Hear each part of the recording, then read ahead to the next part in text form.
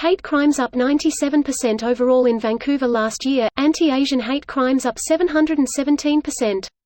Here's a summary of the article. Vancouver, a report to be presented to Vancouver's police board on Thursday reiterates what officers warned the public earlier in 2020, hate crime incidents have increased in the city. The report says the number of incidents overall was 280 in 2020, up from 142 the year before. There were just 12 reports in 2019, but 98 were reported last year. While the increase is lower than what was reported in October, when a report comparing the first 9 months of 2020 to the same period in 2019 showed hate crime was up 878%, it is still an increase of 717%. Asked how many hate charges were approved in 2020, the BC Prosecution Service said in terms of hate crimes as defined in the Criminal Code, just one. Dan McLaglen added in an email, most of what are commonly regarded as hate crimes are general offences which are motivated by hate. The BCPS does not track these offences based on the aggravating factors alleged on sentencing or the motivating influence on the accused. Among the incidents reported publicly last year were repeated vandalism of the Chinese Cultural Center, and an attack on a 92-year-old man with dementia. This post received a score of 86,000, with an upvote ratio of 83%.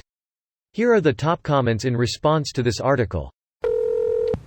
Can confirm, live in Vancouver myself, an Asian. I hate it. It feels like 2003 all over again with the SARS pandemic.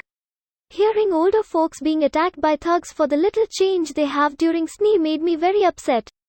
When you're attacking elderly, that's really pathetic, and I seriously hope they get justice served to them one way or another. I don't even understand how someone can live in Vancouver and be racist against Asians. Like, doesn't everyone here have at least a couple Asian friends, co-workers, neighbors, or interact in some way with Asians every day?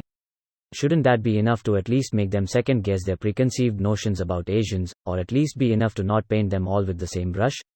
Maybe there's just groups of people that go out of their way to make sure that the only people in their lives aren't Asian, but that seems pretty hard and limiting. Some racists have the "those are my friends, they're different mentally," and some are racist because they are dicks who hate their coworkers, neighbors, etc. Or ones who have Asian friends and family who married an Asian, so they think their action or words aren't racist just because they have Asian friends. I'm an Asian running a family-run business in a predominantly Black, Latino neighborhood. And the difference in hate speech directed towards me is radically different from pre-COVID to now. I get hate speech and threats directed towards me several times a week. Even had to buy mace after the threats got too bad. Grew up in the Deep South, where the majority of the students were Black. As an Asian, I was somewhat of an anomaly.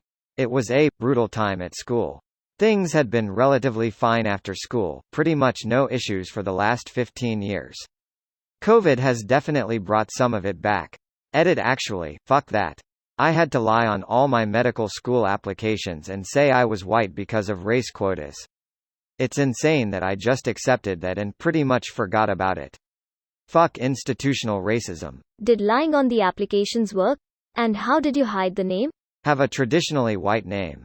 I think the majority of race screening usually occurs when they filter by GPA and MCAT scores during the initial application. Past that point, everyone goes into the in-person interview pool.